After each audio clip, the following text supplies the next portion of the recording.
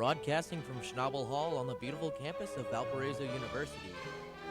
You're watching The Shield on VUTV. Hello everyone, and thank you for joining us. I'm Dave Caulfield. And I'm Briana Scheffer. You know, Briana, millions of people affected by a strong November storm that came through over the weekend. A lot of power outages, many tornado reports, and a couple of fatalities, and a lot of injuries as well. And we'll have more on that coming up later in the broadcast. But right now, we turn to Valpo news. Many students have been wondering how the new sophomore residence hall is coming along. Brendan Johnson is in the studio to give us an update on its construction. Brendan? Well, it survived the first snowfall of the year and even managed to stay standing during last Sunday's severe weather outbreak. The new sophomore residence hall on LaPorte Avenue has been on the minds of students since the beginning of the year. Even though the University and Office of Residential Life have been posting pictures on their Facebook pages, much is still unknown about the condition of this new building. I sat down with an RLC and the Assistant Dean of Students for Residential Life to get some information on Valpo's soon-to-be newest addition. While we're approaching Thanksgiving break, the new sophomore residence hall is quickly taking shape on the north side of campus. However, many students still have questions as to why it is being built. Our enrollment is growing, and we have many more students on campus this year than we did last year, and so on and so forth, and they're projecting enrollment to continue to grow. So we only have so many beds on campus, so the first and foremost reason for a new residence hall is we need the bed space.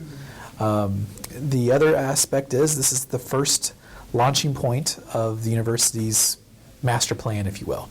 So the new residence hall will be built with this collegiate Gothic look to it, which is very similar to Guild Memorial. And it is the launching point for the new master plan, so we're very excited about that. Many students have also expressed concerns about how the winter weather may slow down construction. Noticed a lot of the walls and things are pre-assembled before they even put it in place. It's a precast concrete wall. So they're concrete walls with the brick and everything attached. So instead of us laying brick by brick, they're coming preformed. We've put up 3 floors. We're doing about a floor a week right now. So the hope is before the winter gets really bad, we'll have all the preformed walls in place with temporary roofing on top of it so that we can work on the internal structures through the winter months. So it won't matter how much snow we get. We'll still stay on schedule and be ready for the summer. With 7 residential halls full of rich history, many wonder how the new building will shape the university's future. The way it was built and organized is so you don't have everything inside your room, which is like a typical suite at any other institution. They give you a common area, they give you, a kitchenette and a refrigerator. You don't come outside of your room for anything. So we were very intentional with that because we want students to still be able to connect. And we're really excited for the sophomore class because I've heard a lot of my students that I had last year and came back and there's Corey, we don't talk to each other. I don't know my neighbor. It doesn't feel the same as my freshman year, and I miss that. So that's what we're hoping to accomplish with the sophomore experience, is still getting them connected to the people next door, even though they're not living directly with them. It gets them out of their room and into the community areas where you can sit and have a study party or meet your friend from the 4th floor and just have cupcakes. So it's still very intentional to build that community and keep those connections, because that's what keeps you at school. The friends you build, the connection you make to the university, and just the overall experience enhances if you're connected to something. And that's what we're hoping to do with this new building. Some things to keep in mind about this building is that there are only 290 beds in the building, meaning that all sophomore students will not be able to live there. However, this does free up space in both Warenberg and Guild Memorial halls. Some new features include large windows and lots of natural light, and also a prayer room on the 2nd floor open to students of all faiths. Some things that have yet to be released include a price and a name, but we are looking for that in the upcoming school year. Back to you guys. Thank you, Brendan. And last week, students participated in a special turkey trivia night in the Union Cafe. Shield News correspondent Ryan Glatzhofer has more on this event. On Friday night, students filled the cafe to attend the turkey trivia event, sponsored by the Hari Union Games Room and Recreational Sports. Once each team signed in their team of 4, they grabbed some free food and proceeded to get in their groups and get their thinking caps on. The object of the game was to answer as many of the trivia questions correct as possible to become the top 3 teams after 3 rounds. Winners would receive Target gift cards. The first set of questions was labeled middle school level trivia. One of these questions included, let 2x plus 5 equals 6x minus 11. What does x equal? When questions from the first round were completed, students turned in their sheets for grading. After the sheets were graded, the scores for each individual team were written on the dry erase board. Then, after celebrating first round scores, participants had to think even harder as more difficult questions came from the next set, modern trivia. One difficult question from this set was, name the starlet who in 2007 shaved her head at a hair salon in Los Angeles. Again, once this set was finished, students handed in their sheets for grading and their second round scores were posted. Finally, the third and most challenging round began, random knowledge trivia. 10 to the power 0 is equal to what number? After completing all 3 rounds, the final results showed that Kappa Delta came in first place, Phi Psi and Friend came in second, and there was a tie between Team Midwest and the Boot Sox for third place. There was an additional question asked for these groups only. What is 10 times 3 divided by 6 minus 1 plus 2 times 1/4? 1.5. Right, yep, Boot Sox won.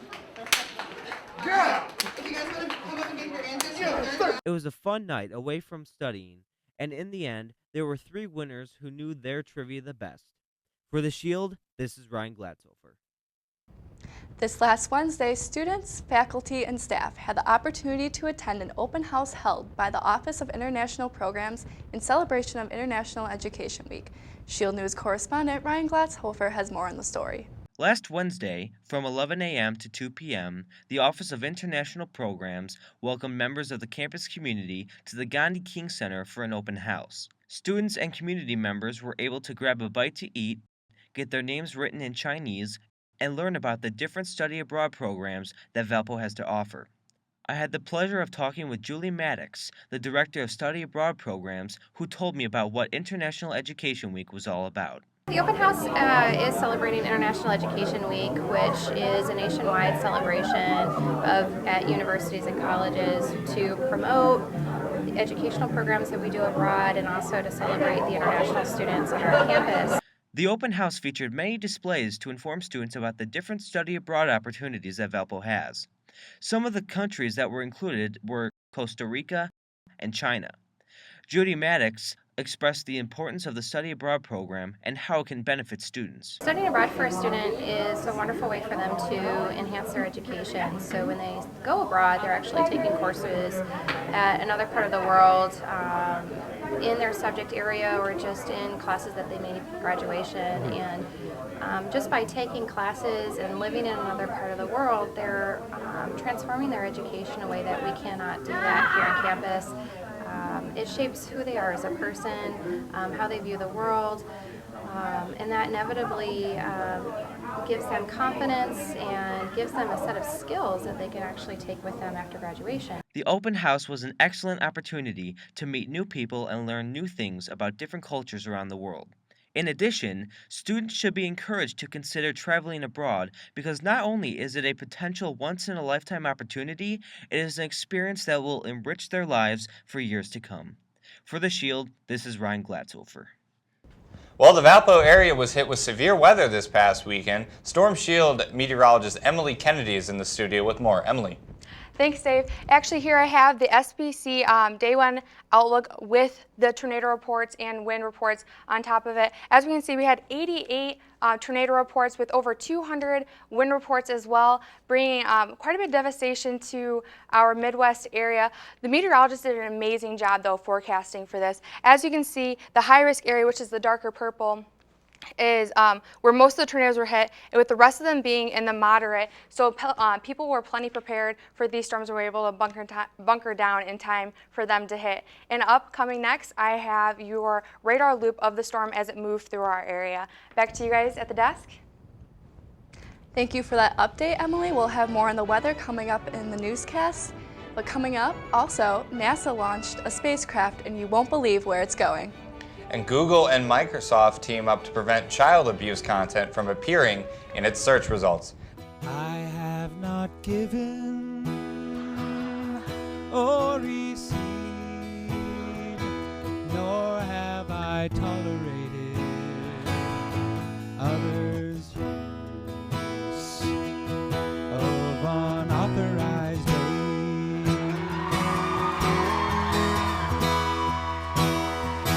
I have not given or received, nor have I tolerated others' use of unauthorized aid.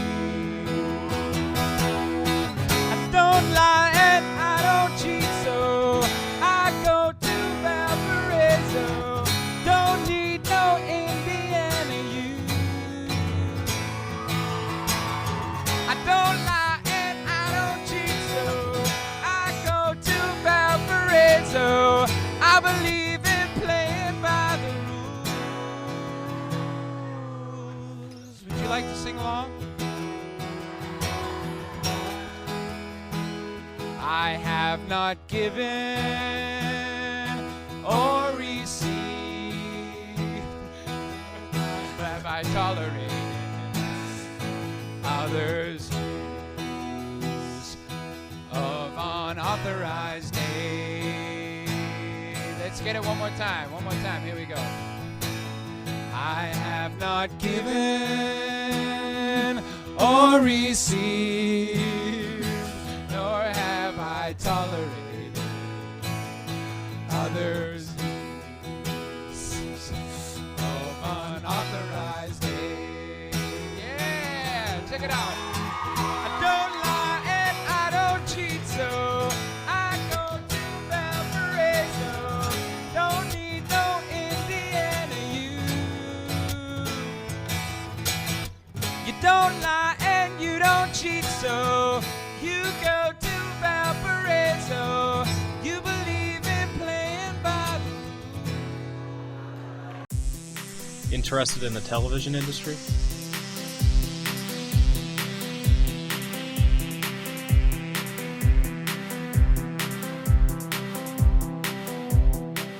Stop by our office in Schnabel Hall and join VUTV today.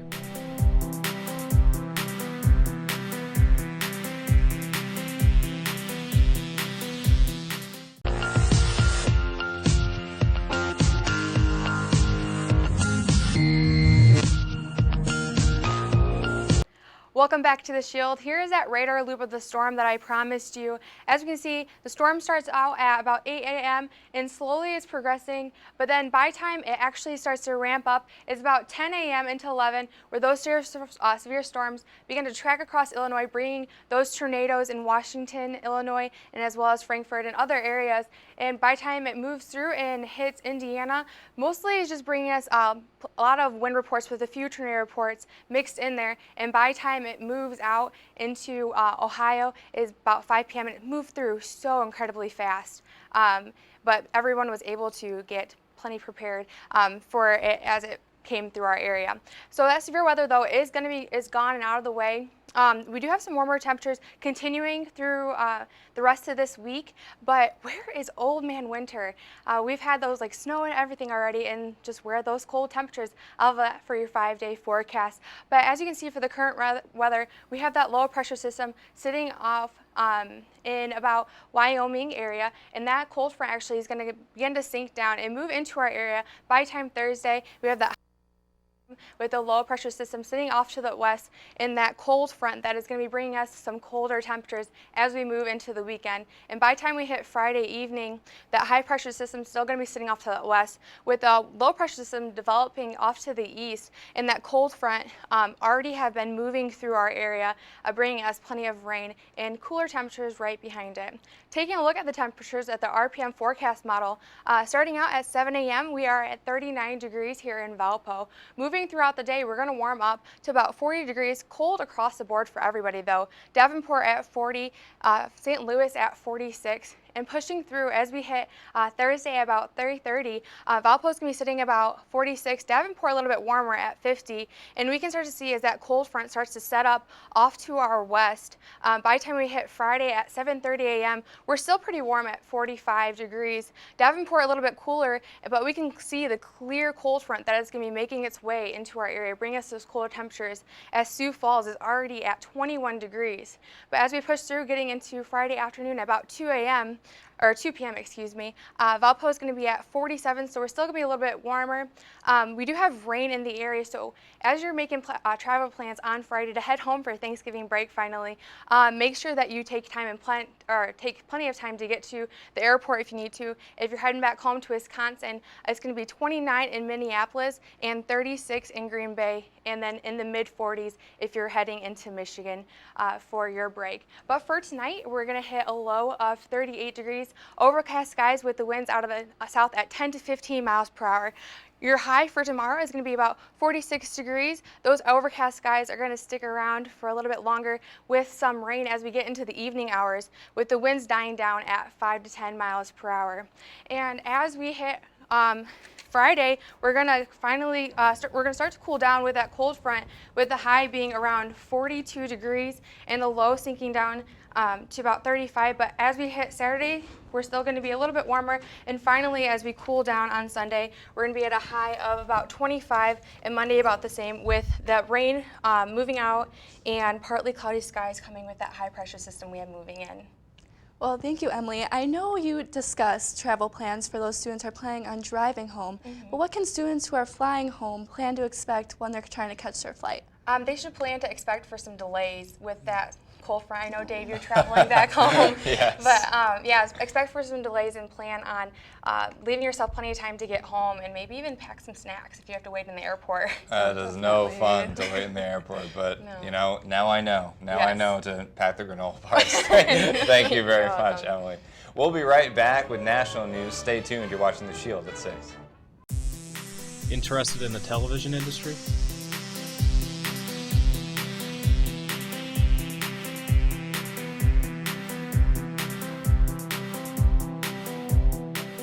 Stop by our office in Schnabel Hall and join VUTV today.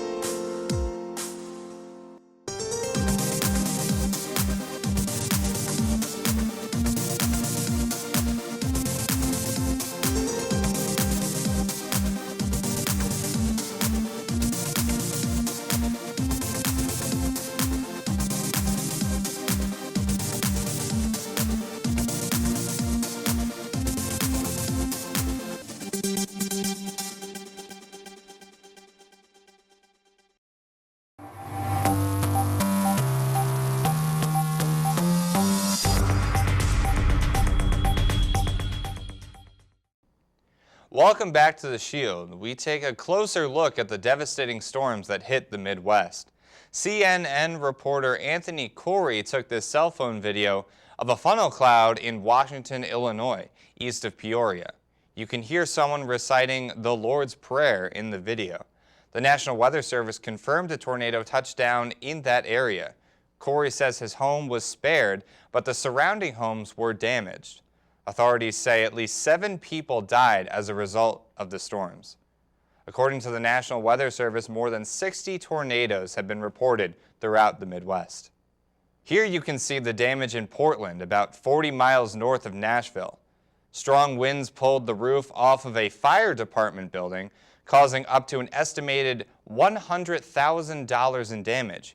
You can see the flying debris also damaged several nearby homes and vehicles. No one was hurt in the storm. Meanwhile, NASA is hoping to learn more about the red planet. So they launched a Mars-bound spacecraft this past Monday. Here you can see the Mars atmosphere and volatile evolution, or MAVEN, on the launch pad. It's attached to an Atlas Versus rocket, and it's expected to take MAVEN 20 months to get to Mars. It's scheduled to arrive September 22nd, 2014, and once it arrives, NASA hopes MAVEN will help researchers learn more about the planet's climate and atmosphere. NASA says the mission will cost $671 million. And Indiana Governor Mike Pence is visiting the cities in his state damaged by tornadoes and storms this past weekend.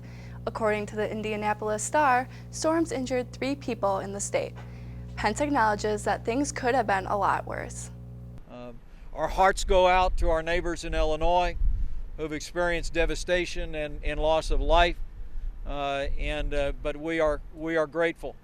We are grateful to God, and we are grateful to all of those mentioned, that apart from injuries that have been reported here in the state of Indiana and significant property damage, that there's been no loss of life in the Hoosier State. The National Weather Service is working to determine whether tornadoes or strong winds cause the damage in Indiana. In other news, Google and Microsoft are working to clear the internet of child porn. Google's executive chairman detailed the efforts in an op-ed for the Daily Mail. More than 200 Google workers spent the past 3 months working on preventing child sex abuse content from appearing in its search results. And Google cleaned up results for over 100,000 searches known to lead to child porn results. Another 13,000 searches related to child porn will lead users to warnings saying that child sex abuse is illegal and offering advice on getting help. Also, new Microsoft picture detection technology applies a unique identification mark to child porn content.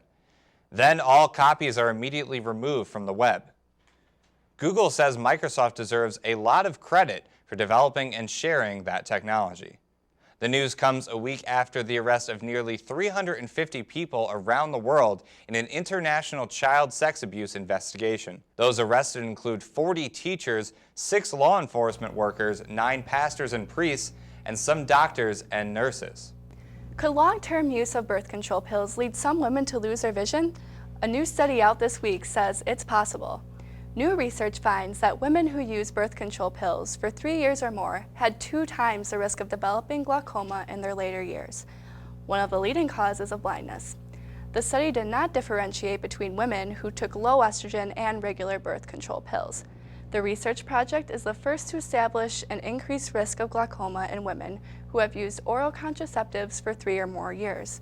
Researchers looked at data on more than 3,400 women aged 40 and older from across the United States who answered questionnaires about their reproductive health and eye exams. Although study authors say more research needs to be done, they do stress that gynecologists and ophthalmologists should be aware that oral contraceptives may play a role in glaucoma and should make sure their women patients have their eyes screened for the disease, especially if they also have other risk factors such as race, family history of glaucoma, or a history of increased eye pressure problems. Sheriff's officials in Ogle County say at least 6 trucks overturned in that area as severe weather moved through. Crews were called in to set the trucks upright. At least 6 people in the state were killed in the storms. The National Weather Service says more than 60 tornadoes have been reported throughout the region. And up next, we'll have scores and highlights on what was a busy weekend in Valpo sports. Stay tuned here on Channel 82. We'll be right back.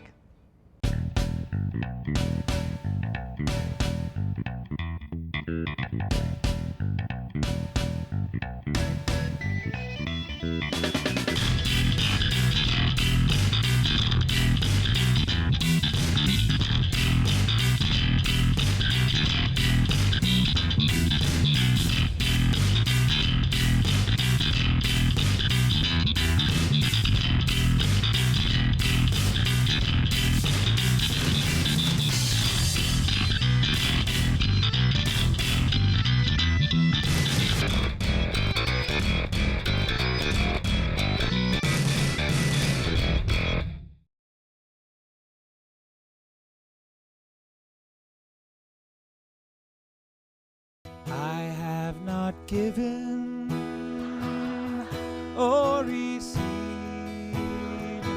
nor have I tolerated others' use of unauthorized aid.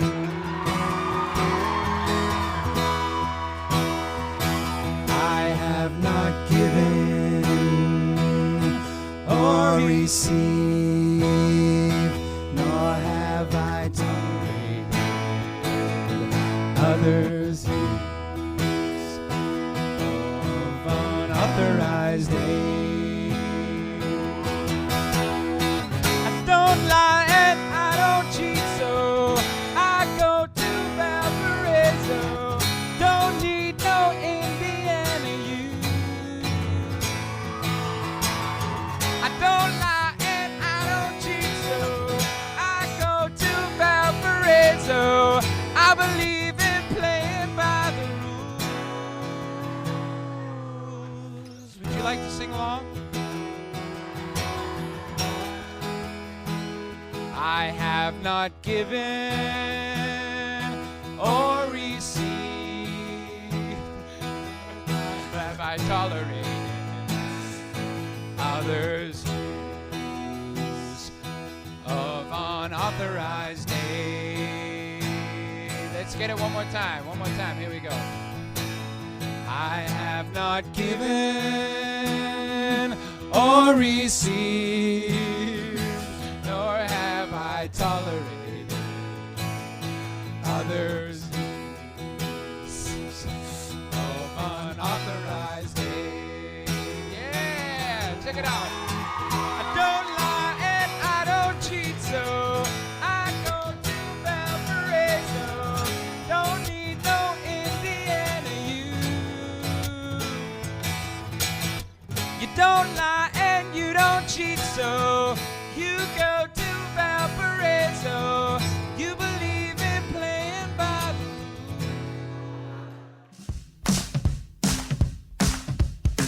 And now with a look at your Crusader Sports Shield sports correspondent, Tommy Mantice is in the studio. Tommy? Thanks, guys. 4 Crusader programs were in action this weekend in big matchups. The volleyball team and the football team finished their regular season, while both basketball programs were on the road in tough matchups. Volleyball opened their final weekend of the regular season last Friday night when they were on the road against Wright State. The Crusaders had a tough test Friday night as every set was highly contested. Each of the first 3 sets were decided by just 2 points. The Crusaders were able to muster 2 out of the 3 and took the 4th set in deciding fashion. Janelle Hobbs had 13 kills in that match and led the Crusaders to a 3-1 victory. The last regular season game of the year for the Crusaders was against Oakland. This matchup would mark the first time the Crusaders were in Oakland since Oakland had just joined the Horizon League. The Crusaders kept the intensity up and as they headed into Oakland, and they would go back and forth in this match throughout the night. They would eventually wind up losing in the 5th set by a score of by 3-2 in sets. Morgan Bile led the way with 19 kills, very impressive from her. The loss ended the Crusaders season with a 24-7 overall record, 10-4 in conference. They will head to Milwaukee on Saturday for the Horizon League semifinal matchup. That match is scheduled for a 7 p.m. start. The women's basketball team played their last game of a grueling road non-conference stretch to open the season last Saturday. On Saturday, the Crusaders took on the Fighting Irish of Notre Dame. The Irish came into the game ranked 7th in the nation. Crusaders got a lot of support from Sharon Karunji on the boards, but the speed and size disadvantage was just too much for the Crusaders to overcome. They would receive a very uplifting uplifting spark, however, as Jesse Wheelman was able to knock down her first couple three-pointers of the regular season, and a few boards as well. The final score of that game was 96-46 in favor of the Irish. The Crusaders were led by Sharon Karunji with 7 points and 7 rebounds, and Shanae Richardson had 8 points and 3 boards. The Crusaders will have their opener on Thursday night as they take on IUPUI at the Arc. The men's basketball team took the road on Sunday afternoon to take on the Ohio Bobcats. The Crusaders came into this game on a one-game losing streak after falling to the University of Illinois Wednesday night. The Crusaders started the game off fairly strong, but tampered off at the end of the first half. They were down 40-8. In the second half, the Crusaders cleaned up their act and even led with 49 seconds to go. They were not able to hold on, though, as they would miss the 2 very big shots that late down in the stretch, would actually end up losing that game 76-72. That loss, they were led by Levante Doherty, who had a team-high 20 points, and Alec Peters had 16 points with 13 rebounds. The Crusaders will be back in action tonight against Evansville. The football team finished the regular season by dropping their final game of the season against Dayton by a score of 45-20. This comes at just a week after the firing of Coach Dale Carlson. The team will be looking to rebuild this offseason as they will try to find a new head coach. To stay up to date on all your Valpo athletic news, go to valpoathletics.com. Thank you, guys. That's all I have for sports. Back to you. And thank you very much. Coming up, there is a shortage of a popular Thanksgiving dinner staple this year, but there's no need to get your feathers ruffled. We'll tell you why coming up next. You're watching The Shield at 6. Interested in the television industry?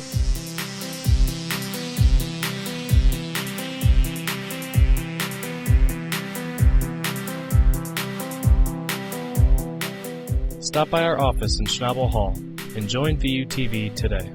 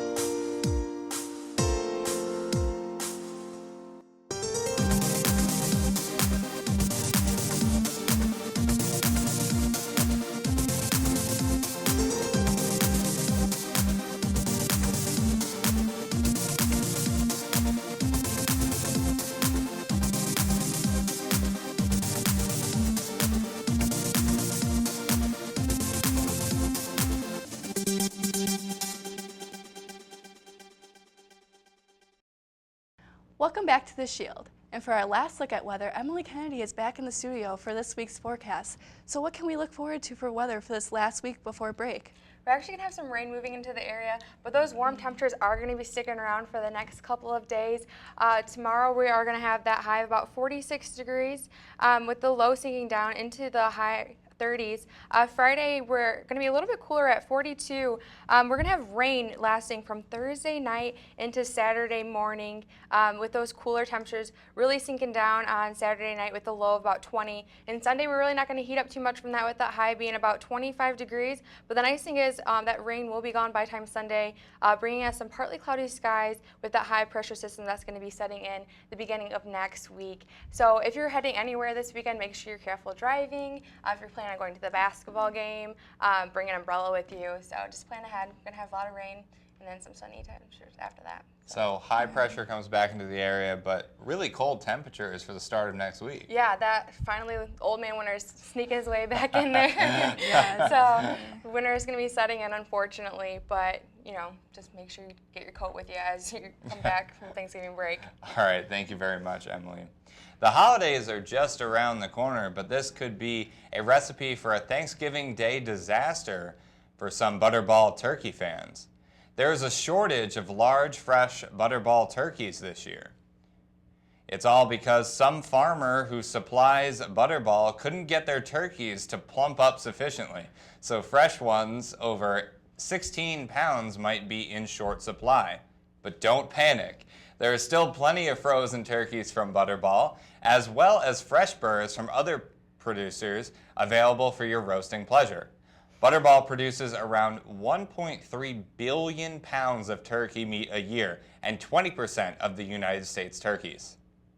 Well, we are out of time, but we want to wish the entire VU community a happy and safe Thanksgiving. Remember to stay tuned on Channel 82 for the latest in original programming. And you can always catch The Shield on demand at youtube.com/ValpoVUTV.